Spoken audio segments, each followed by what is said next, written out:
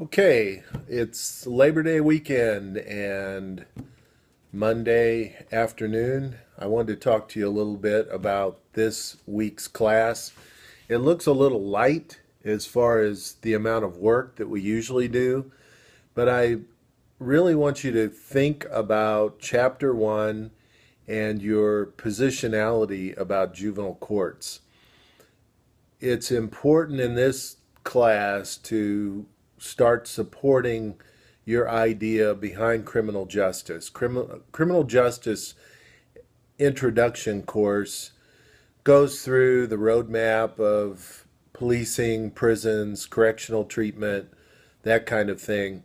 In this class, trying to establish a positionality for you or one of these models, not saying we don't jump through all four models, sometimes in a matter of minutes in these types of positions.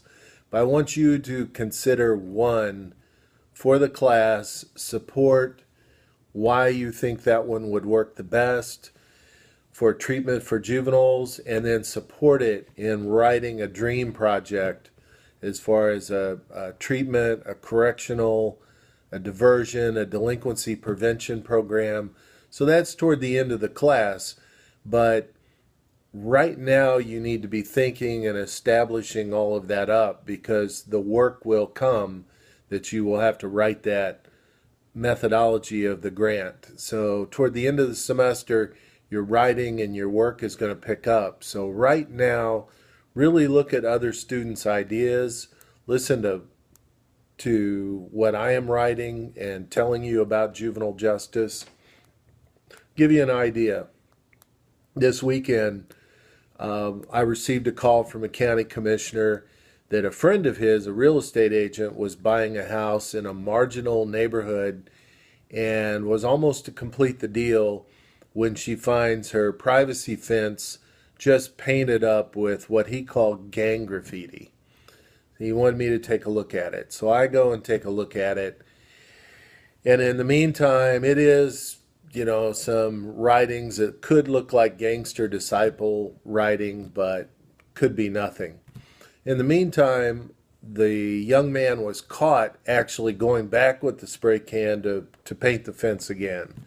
And when the name's mentioned, it's like, oh my gosh, I've known this kid for, his name's come up for the last 5 years. I've sat in meetings with school people when he was very young, trying to get him in residential treatment for probably, if we were going to put a label on this young man, it would be mild mental retardation, emotionally disturbed, maybe some brain trauma as a really young kid or infant. It's really hard to figure out what's up with him. One on one on certain days, he's great. Things go smooth. I've had him in treatment classes here at the juvenile office where things go well. At other times, he's a fight, punch, swing, threaten, um, screw the cops, and worse. It just goes on and on. So it's hard to tell.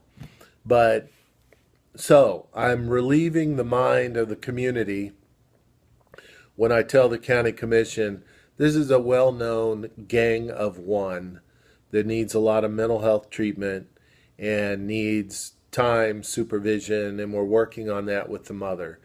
Um, so he's being supervised now at home by my staff. I just walked in the office today and hear that he's taken mom's debit card. She's missing over $100 in cash. He didn't come home last night. And so I instructed my staff to go out, tell mom, or encourage mom to call the police to make a report. And so I've jumped from a treatment medical model to a justice or crime control model, trying to get a police report, and then the restorative and balanced model will come about next week when after school he's going to have to go and pressure wash that fence with my staff, trying to clean up his little gang graffiti of one.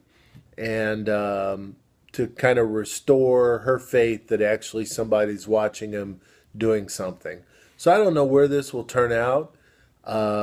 You cannot just pluck somebody from the street. There has to be due process, procedures, facts.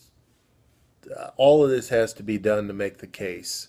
And so I have to jump between all these models.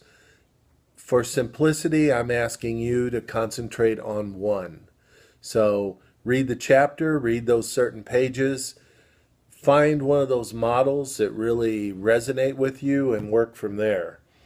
The book report. You've been given a list.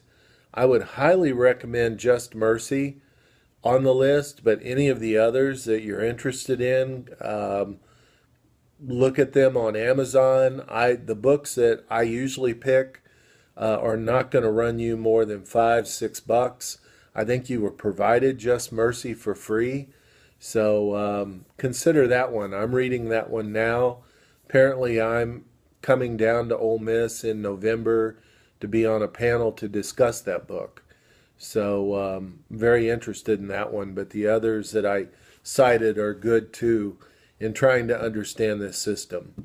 So just wanted to assure you that there will be more work coming, but I wanted you to really concentrate on your life experiences right now and these models and which one you think would be the best one, most effective, most efficient to pour money into for a project, as if you were running a project.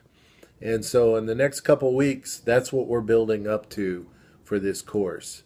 So good luck. Enjoy some sunshine today. I think I'll go home and throw some dummies for the dog and try to work the legs a little bit, get the blood back in the brain from a long weekend of reading and working on these classes. So have a good weekend.